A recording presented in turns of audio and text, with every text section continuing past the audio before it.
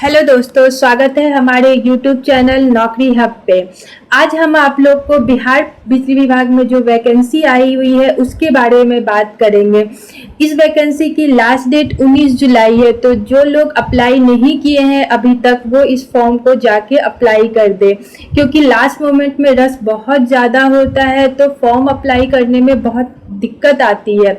तो आज हम इस फॉर्म के बारे में आपको डिटेल में बताएंगे। ये नौकरी हब का ऑफिशियल वेबसाइट है। आप इस जगह पे जाके इस फॉर्म के बारे में आसानी से पढ़ सकते हैं, क्योंकि इस फॉर्म में क्या क्या रिक्वायरमेंट मांगा गया है, इसका सिलेबस क्या है, इस एग्ज़ाम का पैटर्न क्या है, आपको इस आर्टिकल में सारी डिटेल मिल जाएगी। तो आइए हम विस्तार से इस वैकेंसी के बारे में बात करते हैं, क्योंकि बिहार सरकार के द्वारा ये वैकेंसी किस किस बच्चे के लिए निकली गई है, कौन कौन इस वैकेंसी में अप्लाई कर सकता है और कितने वैकेंसी निकली है और कब तक इसका एग्ज़ाम होगा। तो दोस्तों, स्वागत है आपका हमारे चैनल पे। तो आइए हम बात करते हैं बिहार बिजली विभाग के बारे में। तो पहली बात तो ये वैकेंसी बहुत ही दिन बाद आई है, तो प्लीज़ लास्ट मोमेंट का वेट ना करें और जाके फॉर्म को अप्लाई कर दें। तो पहले आज हम बात करेंगे कि किन किन पोस्ट के लिए ये वैकेंसी आई हुई है। तो हम यहाँ देख रहे हैं कि एक टेक्निकल ग्रेड 3 के लिए वैकेंसी आई हुई है और जूनियर अकाउंटेंट क्लर्क के लिए वैकेंसी आई है, कॉरस्पॉन्डेंस क्लर्क के लिए वैकेंसी आई है, स्टोर असिस्टेंट के लिए आई है, एई और जेई के लिए आई है। और यहाँ हम देख सकते हैं कि टोटल कितनी वैकेंसी है, 2610।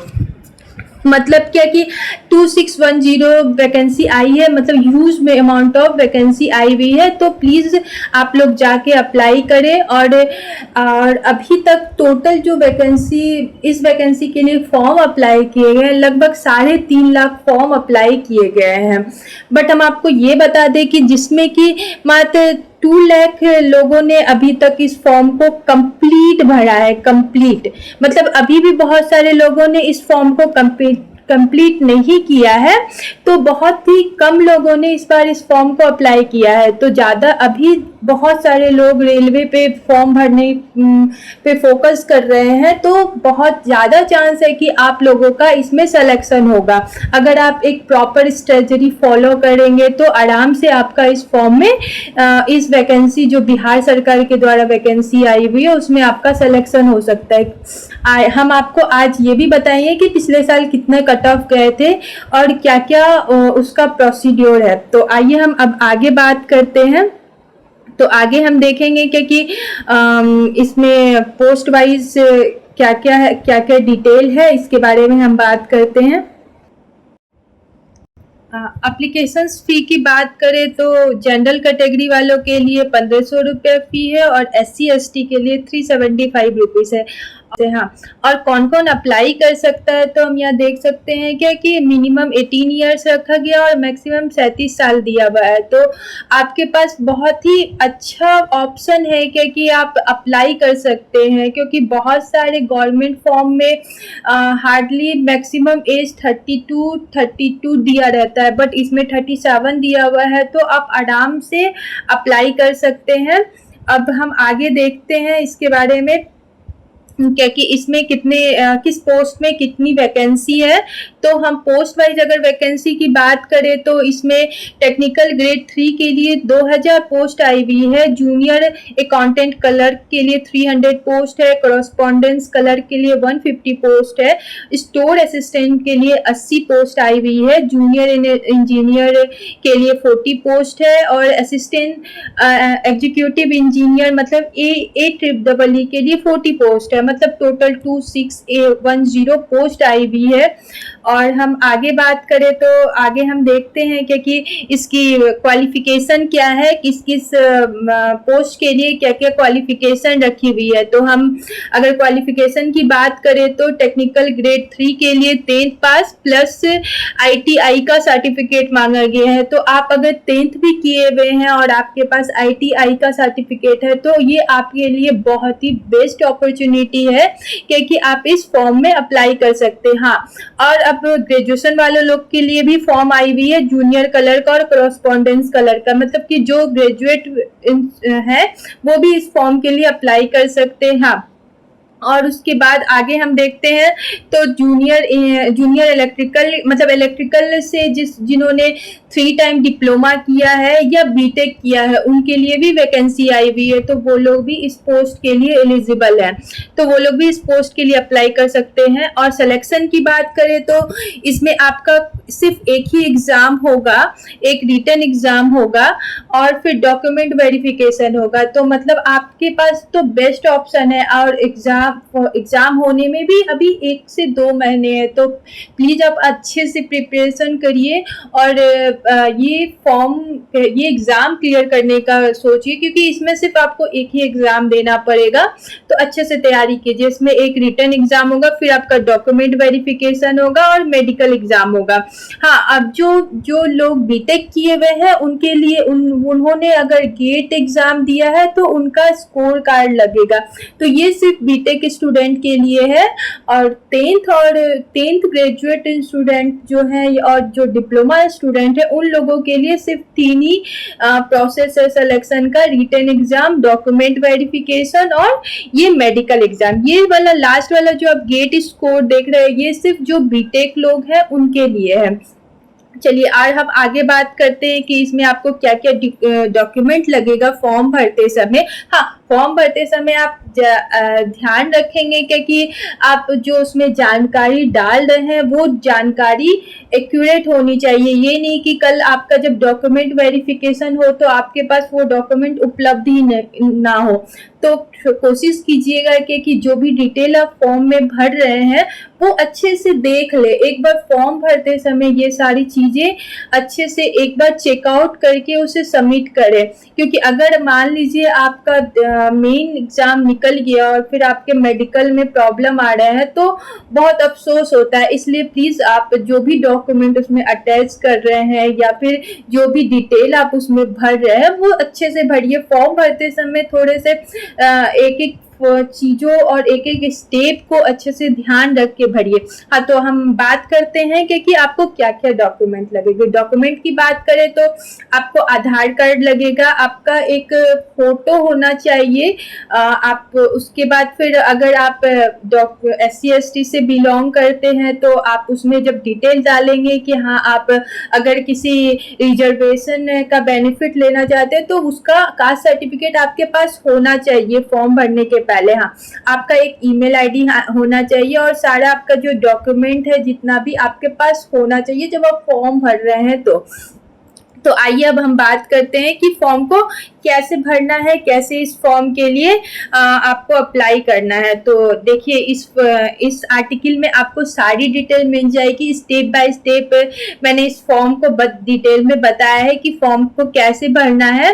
ये आपका ऑफिशियल वेबसाइट है। चलिए हम पहले आपको ऑफिशियल वेबसाइट पे चलते हैं, वहां पे आपको अच्छे से डिटेल में बताएंगे कि आप कैसे जा सकते हैं। देखिए आपको यहाँ पे नीचे लिंक मिल जाएगा कि आप फॉर्म अप्लाई करेंगे, तो आप डायरेक्ट ऑफिशियल वेबसाइट पे भी जा सकते हैं BSPCL के, और नहीं तो आप यहाँ से भी क्लिक हेयर पे अप्लाई करके आप यहाँ पे जो आपका क्लिक हेयर का ऑप्शन दिया हुआ है यहाँ से भी आप अप्लाई करके डायरेक्ट उस ऑफिशियल वेबसाइट पे जा सकते हैं। तो चलिए हम आपको बताते हैं कि कैसे फॉर्म को अप्लाई करना है। तो हम जैसे ही यहाँ पे क्लिक करेंगे तो ये मेरे को रीडायरेक्ट कर देगा बिहार बिजली विभाग के ऑफिशियल वेबसाइट पर। तो हम डायरेक्ट उसके ऑफिशियल वेबसाइट पर आ जाएंगे और देखते हैं कि क्या क्या प्रोसेस है, कैसे कैसे अप्लाई करते हैं। तो जैसे ही हम इसके ऑफिशियल वेबसाइट पे आते हैं देखते हैं एक इंस्ट्रक्शन आ रहा है, तो आपको इसे सिर्फ क्लोज कर देना है, ठीक है। तो एग्री करके उसके बाद फिर आप देखेंगे कि यहाँ इंस्ट्रक्शन दिया हुआ है और फिर ये आपका रजिस्ट्रेशन है। तो इसमें आप अपना कैंडिडेट का जो भी नाम है यहाँ पे आप फर्स्ट नेम डालेंगे। चलिए हम आपको बताते हैं कि यहाँ पे इस जगह पे आप अपना फर्स्ट नेम डालेंगे। जैसे कि किसी का नाम होता है सोहन कुमार, तो सिर्फ 2 नेम है तो आप उसमें अपना फर्स्ट नेम में आप सोहन लिखेंगे यहाँ पे, और ये लास्ट वाले नेम जो है आपको यहाँ पे लिखेंगे। जैसे किसी का नाम होता है सोहन कुमार राज, तो कुमार उस समय क्या होगा, मिडिल नेम हो जाएगा। तो प्लीज ये सारी चीजें, छोटी छोटी चीजें जब आप फॉर्म भरेंगे तो ये सारी चीजों का ध्यान रखेंगे। तो उसके बाद हम आगे देखते हैं कि इसमें आप अगर कभी अपना नाम चेंज किए हो तो आप यस करेंगे, अदरवाइज आप नो पे टिक करेंगे, अपना डेट ऑफ बर्थ डालेंगे और अपना मोबाइल नंबर डाल के ईमेल आईडी डाल के कंफर्म करेंगे। आपके मोबाइल नंबर पे और ईमेल आईडी पे एक ओटीपी जाएगा, तो आप कहीं से भी उस ओटीपी को डाल के यहाँ पे ओके करेंगे और आई एग्री पे क्लिक करके वेरीफाई करेंगे। जब आप वेरीफाई करेंगे तो आपके सामने एक पैनल खुलेगा, उसमें आपको टिक करना होगा कि हाँ आपने जो भी इंफॉर्मेशन डाला है वो इंफॉर्मेशन सही है कि नहीं। और अगर मतलब आपको उसमें कोई भी लग रहा है कि मैंने गलती से कुछ भी गलत डाल दिया तो उसे आप एडिट कर सकते हैं, ताकि फॉर्म आप जब तक सबमिट नहीं करते हैं तब तक आपके पास ऑप्शन होता है कि आप उस फॉर्म को एडिट कर सकते हैं।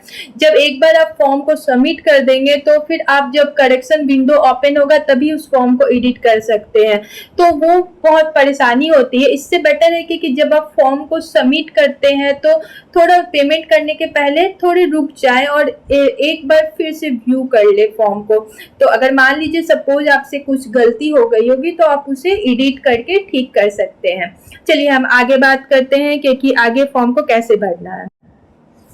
हाँ, अब हम जैसे ही फॉर्म सबमिट करेंगे तो मेरे पास ये विंडो ओपन हो जाएगा जिसमें कि पोस्ट सिलेक्शन करने के लिए आएगा।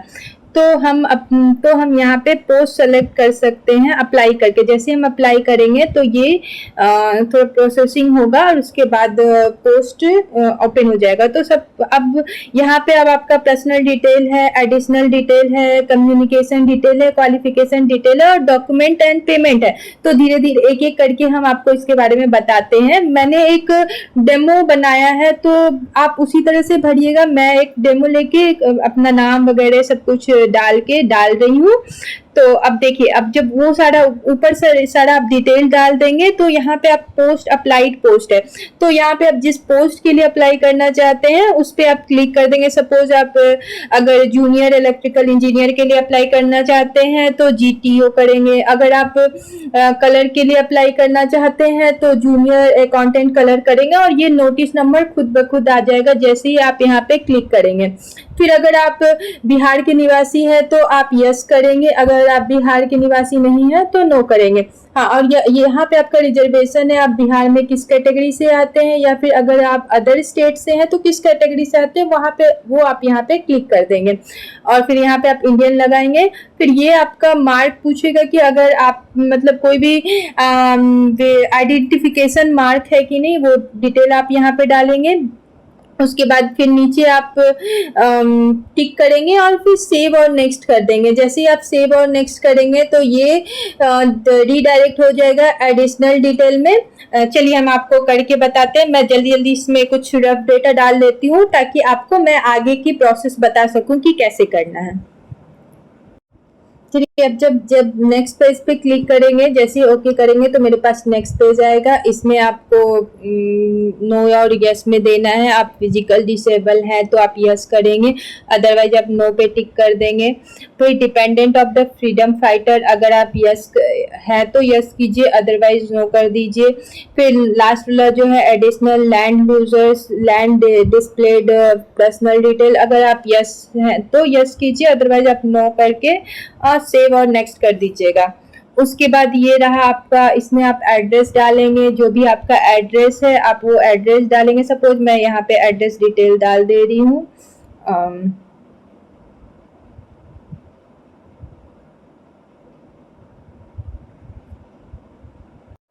चलिए, जैसे आप एड्रेस डिटेल डाल देंगे आपके सामने जो भी क्वालिफिकेशन है उसका डिटेल खुल जाएगा।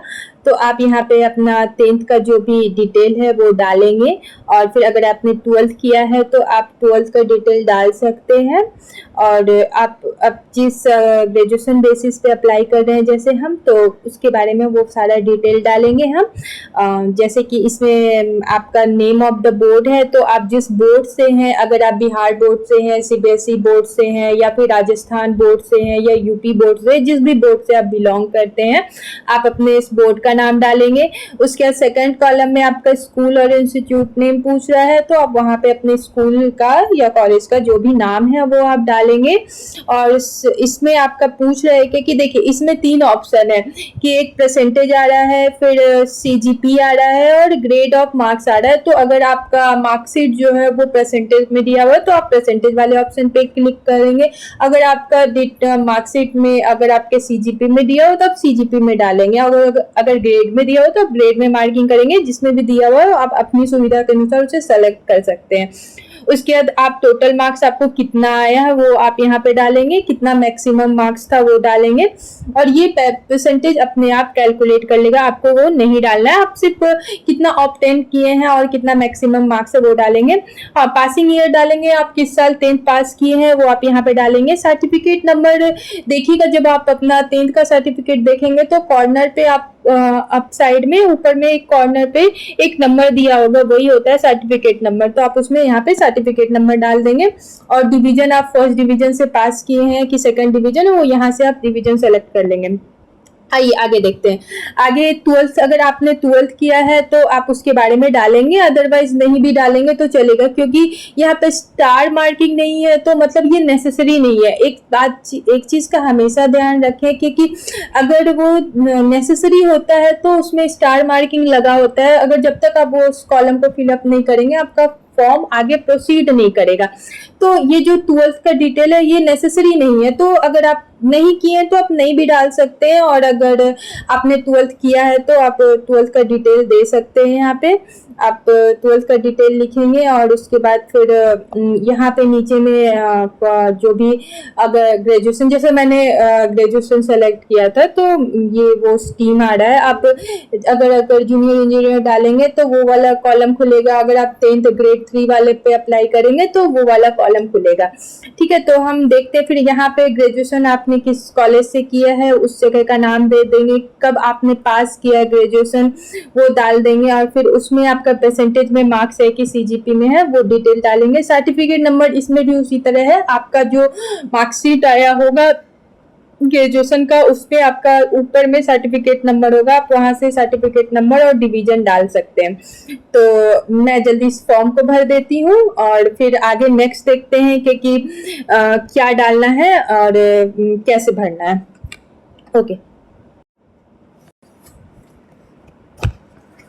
नेक्स्ट जैसे हम करेंगे तो इसमें कंपनी डिटेल मांग रहा है। तो कंपनी इसमें है कि आपको प्रेफरेंस करना है कि आप कौन सा कंपनी अप्लाई करना चाहते हैं। जैसे BSPHCL है, NBPBCL है, SBPDCL है, BSPTCL है, BSPGCL है। मतलब आप ये प्रेफरेंस दे सकते हैं कि जब आपकी ज्वाइनिंग होगी तो आपके प्रेफरेंस के हिसाब से आपको कंपनियां दी जाएगी। सपोज आपने अगर SBPDCL पहले डाला हुआ है तो फर्स्ट प्रेफरेंस आपको वो दिया जाएगा। तो आप अपने एरिया के को भी देखते हुए डाल सकते हैं। सपोज अगर आप के जिस डिवीजन में आते हैं वो डिवीजन अगर मान लीजिए आप साउथ बिहार डाल देते हैं तो ये साउथ बिहार के लोकेलिटी में अगर आपका एरिया पड़ रहा है तो आप उसे प्रेफरेंस डाल सकते हैं। तो मैं जैसे डाल देती हूँ, कुछ भी रैंडम मैं डाल दे रही हूँ। आप जब भी डालेंगे तो इन चीजों का ध्यान रखेंगे कि आप जो सेलेक्ट कर रहे हैं वो कैसे सेलेक्ट कर रहे हैं। ठीक है, तो आगे हम देखते हैं। एक सेकेंड रुकिए, मैं इसे फिल कर देती हूँ।